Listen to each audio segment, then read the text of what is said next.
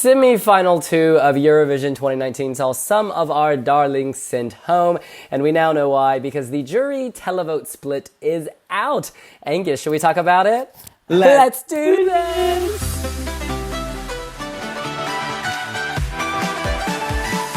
You can split your family history into generations by visiting MyHeritage.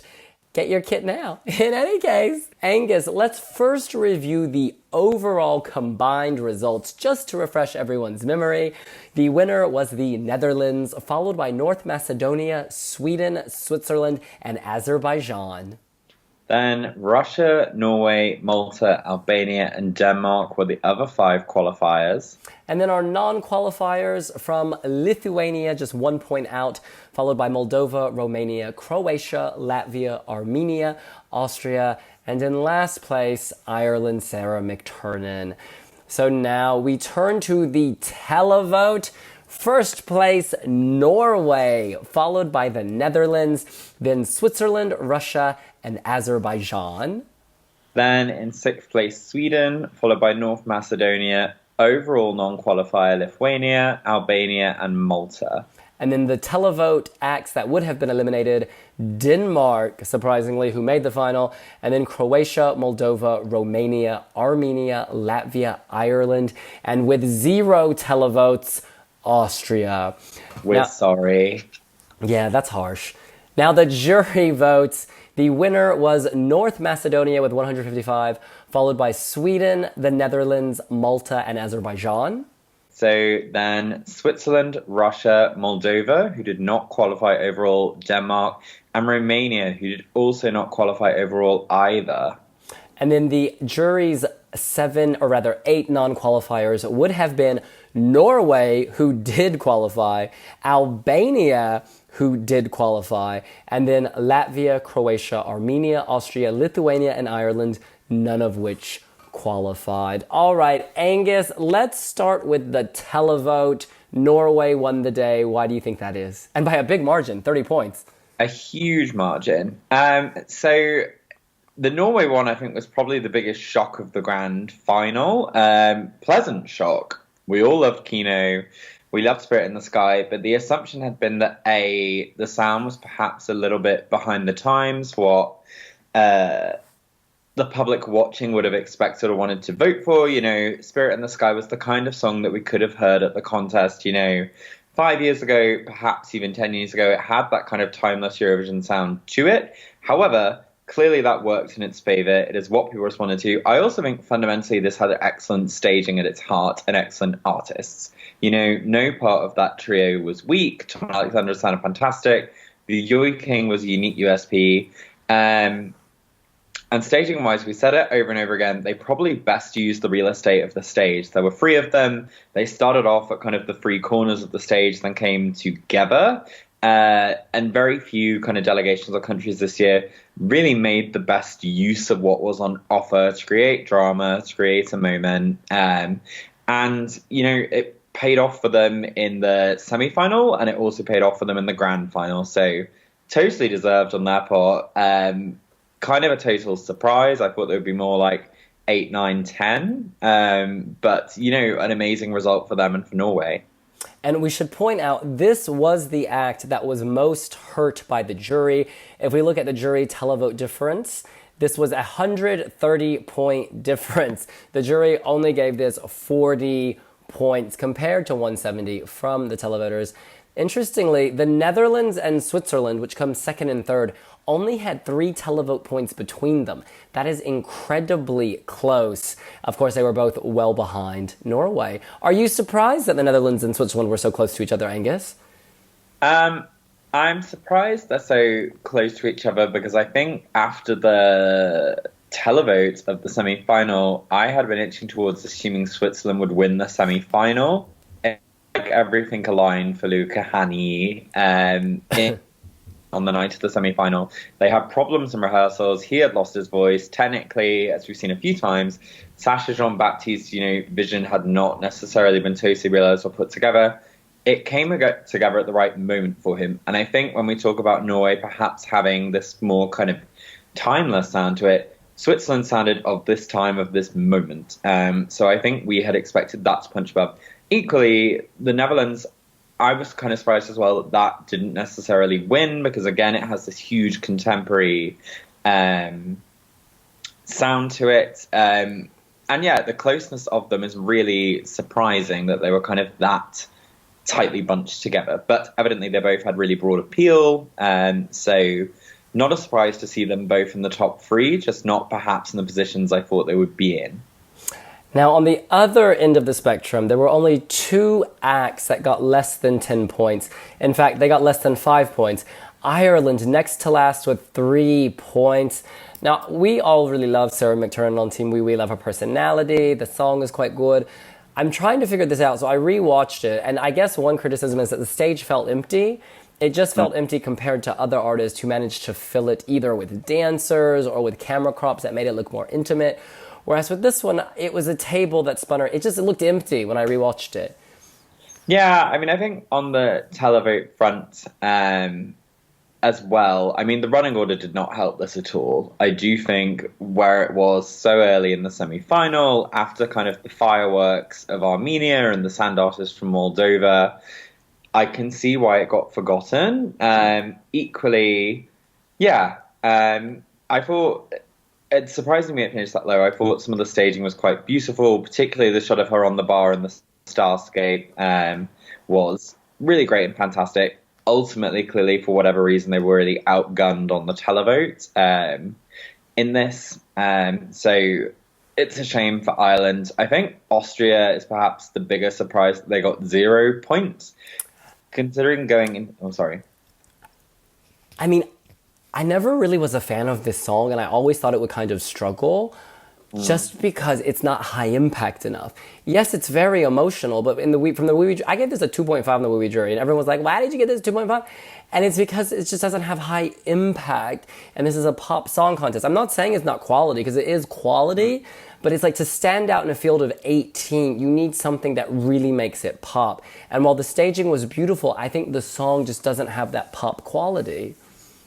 I don't know. I get the thing about the song, but I do think the staging had massive impact from the press room. I mean, personally, the jury vote for me on Austria is totally shocking. I don't understand how they finished 16th on the jury, because I feel like she limits that whole staging should have ticked all the boxes for her to be more like the top 5 with the jury than way down in the bottom 5. But I mean, I think it's kind of extraordinary in all the worst senses when a song gets nil point in the modern era of Eurovision, because it's kind of like that means across the spread of so many. I mean, admittedly, less countries in the semi-finals, but across all those countries to not break into the top 10 anywhere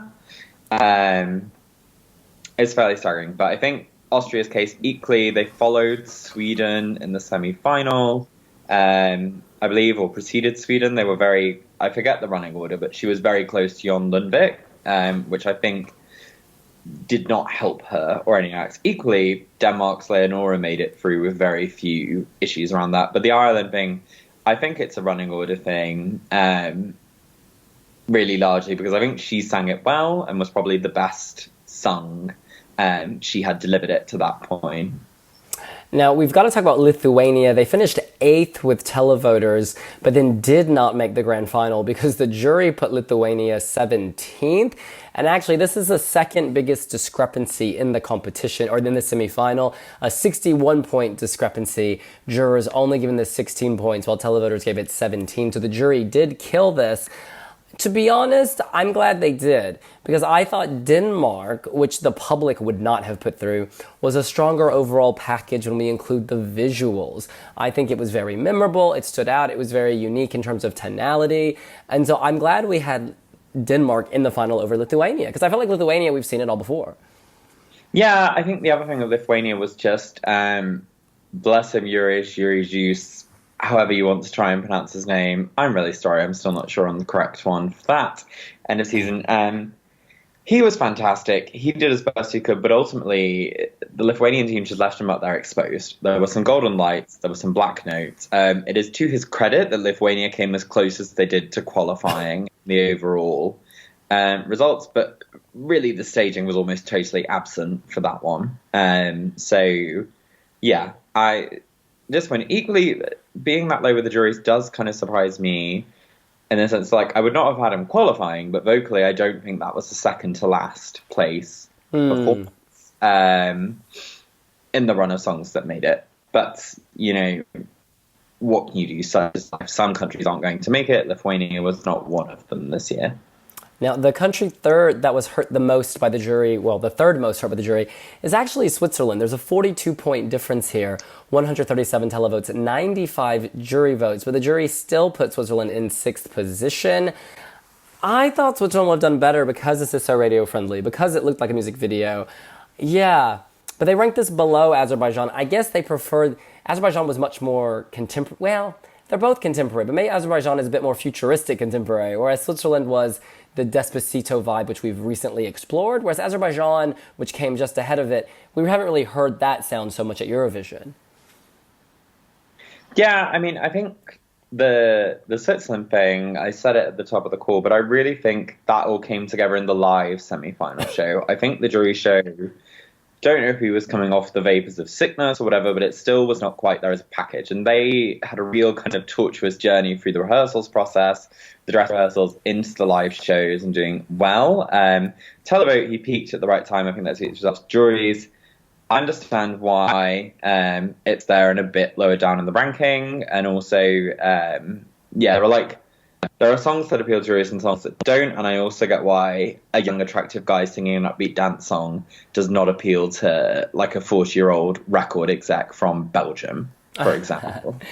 Well, speaking of things that won't appeal to a 40-year-old record executive from Belgium, Moldova came 8th with the jury, 13th with the televote. This is curious to me. I thought that jurors would not be blinded by the sand lady, but that the televoters would be.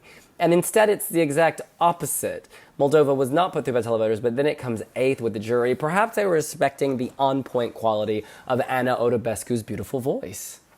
I think it's Anna Todevska's voice, pure and simple. I think, if anything, the jury's score reflects that they dispensed with the sand artistry, because we know the Moldovan delegation... oh my god, I forgot her name. The sand artist, Simonova. Ksenia Simonova, yes. Literally said they essentially butchered what they wanted to do with the sand artistry on stage. So that was not what they wanted the effects to do. I think that's Anna's voice. There were multiple points of questioning whether Moldova was going through during the semi-final process, and it was all down to the voice. The jury vote shows how close she came to doing it. I think she probably had among the top female vocals in that semi-final, if not the whole competition.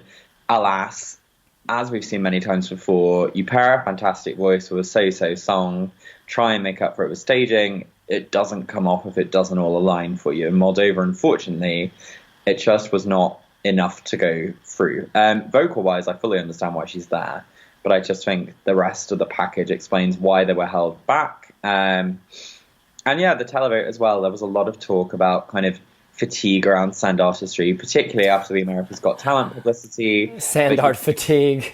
Well, exactly. I mean, there's so many kind of talent show franchises where that kind of act or a similar one has been seen before that I think it was not the Mika Newton effect. She did not invent sand. However, talent show franchises that feature sand artistry have certainly exposed a wider audience to them. So the novelty factor that would have been much more pronounced perhaps half a decade ago has been a bit lost. So I understand why she's there vocally. I also get why televoters kind of saw the woman from Moldova with the huge voice and the old-fashioned song did not turn out in their droves to vote in text for her. Now, Moldova is the country fourth most helped by the juries, a 31-point bump from jurors. The other country that the jury would have put through, which televoters did not, was Romania. Again, it's hard to explain the difference. 10th place with the jury, 14th with the public. I think they had a very complete concept. There was very much a visual show here. But curiously, in this semifinal, because of technical issues, the jurors were told to discount the stage show, if I recall. So it's very peculiar because I thought the stage show was really good and that would have been a plus to Romania. Maybe they were voting on vocal quality. She sounded great. Yeah, I mean, it's a surprise the televote is so low. We think of Romania as one of these televoting powerhouses. And, this was classic Romania. They had drama, vampires, lots of pyro.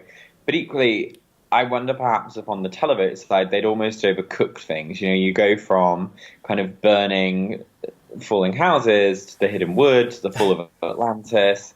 There's pyro throughout. There's kind of shirtless dancers, a guitar player. Romania had a lot going on, where I think perhaps in contrast to some of the acts, for example, like Denmark, where it was a simpler show, perhaps simplicity was what won them the day in the end. But the jury vote, I think, is testament to kind of Esther's quality and the song quality as well, because I do think that was a quality entry and choice for Romania. Absolutely. They should be very proud. The country third most helped by the jury, this is a differential of 57 points, was Malta. I know Angus will have a lot to say on this. Televoters only gave her 50 points, putting her in 10th. But as we've seen in recent years, the jury preferred Malta. They gave her more love. 107, that put her in 4th. I think maybe jurors respected how modern, contemporary, and bright the song was. This is very radio friendly. I think that she at times came off as a bit stiff, but she loosened up over these 2 weeks. There was an evolution here, which she should be very proud of. Becoming the carefree artist who can do dance numbers. I think it's going to take a while to get her out of balladeer mode. Yes, twist that hair. Yeah, no, I can see why jurors respect this. Also, this is one of the most technologically difficult performances to pull off. They had 4 projectors, 2 side projectors. They had so much going on. Yeah, I mean, she smashed it. I loved Michaela from the first rehearsal, that whole performance. I think that is, even more so than perhaps Sweden, bang on for the criteria that the juries look for.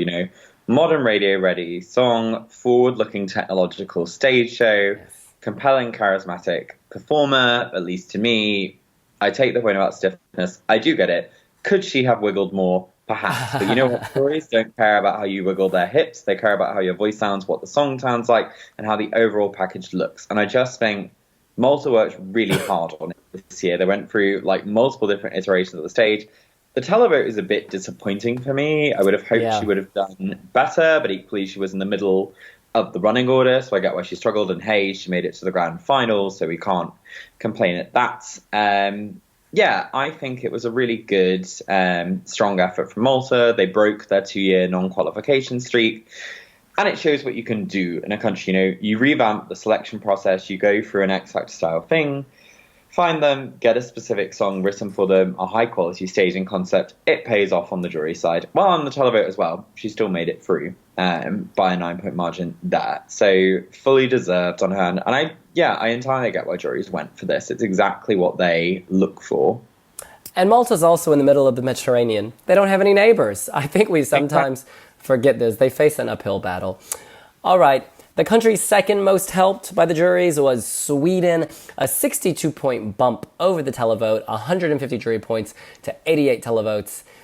Yeah, it's interesting. Sweden this year and last year, I don't think this is Sweden hate. I just think that they're not invincible. There for many years, there was this assumption that Sweden would always, slay, top 5, blah, blah, blah, blah, blah. But clearly, this song did not appeal to the public as much as 5 others that finished above it. Completely. And I think Sweden's performance this year, it's also kind of illustrates maybe a misunderstanding of we've talked a lot about this season, at least the 99% of Eurovision viewers, the people who do not watch the semi-finals, do not follow the national finals, view it as a one-night of year event. They have perceived notions of what Eurovision is, and I think the assumption after Loreen won in 2012 and Måns Zelmerlöw in 2015 was that kind of the big chart-ready pop song would always be the one that won out and came out on top. And actually, as Norway's result in the televote shows and North Macedonia on the jury side, it's not necessarily the case that if you send a very highly polished piece of chart pop that could appear in Western or Nordic charts, it's going to do well overall. He killed it. He was absolutely amazing. He sounded great. His backing vocalist sounded great. I loved the personality. 6th place to me seems a bit low. It really does. I would have put this certainly in the top 4. It was one of the more memorable acts. In any case, the country helped out the most overall was North Macedonia. A 71-point bump, 155 jury points. She won this jury show over Sweden, over the Netherlands, over Malta. It's just so great to see. It's so wonderful. North Macedonia has really struggled at Eurovision over the past decade and longer. And this is just an example. It doesn't matter what your country's record has been. If you bring a great song with good staging, you can slay to the top. Yeah, I do also think her voice was fantastic. Like during the show and actually going into the semi, I didn't think this was going through because something had not clicked for me. But I actually very recently watched the televised performance and I get it now. There's a feeling, there's a mood, there's a moment. And just the power in her voice makes for an irresistible package. And almost actually in that sense, I'm not surprised she upstaged the Netherlands in the sense that those two songs close together. Duncan's emotion in the performance is kind of not held back, but it's more of kind of a creeping sense of emotion that then hits you, whereas North Macedonia was a wall of emotion this year. You couldn't not be swept away by the feeling of that from the beginning. And so in that sense, I'm not surprised that they finished kind of 15 points north of the Netherlands on the jury vote. Yeah, I was really confused. I was seeing a lot of commentary where people were saying, oh, this is so political. Why is North Macedonia doing well? And I just don't get that. You even tweeted, I believe it was you, we were sitting next to each other during the semifinal show. It was like, yeah, she just schooled Sergey and Duncan on how to win a moment. Because they were in that same run of songs and everyone was clapping for her the loudest in the press room. Everyone was going wild for her. She captured the moment. You can't deny it. I've been rooting for Duncan and Sergey from the very beginning, and they did fantastic. I'm not saying that she killed them or anything, but she stood out despite the fact she was in this row of amazing songs. Yeah, and I think, a lot of the talk from the start was about this being a sausage fest year and the quality of the male field. And then actually, when we were looking on the female field, Tamara is really the female act that came to the forefront, aside Kate Miller-Heidke, obviously, for Australia, who was one of the front, rose up anyway, but she was really the surprise female act we saw come to the front. And you hope this is kind of really good momentum that North Macedonia can build on as we enter a new decade of Eurovision. Absolutely. Amen. Hallelujah. In any case, that's what we think. What do you think? Did your 10 favorite go through? Who would you have replaced? Who got this right? The jury or the televoters? Let us know here on wiwibloggs. Make sure to subscribe to the channel, hit the like button in the comments below, let us know what you think about the split results from semi-final 2, and hit that notification bell. And whether you're a televoter or a juror, you can learn about your family's history with MyHeritage. We'll see you later. Bye.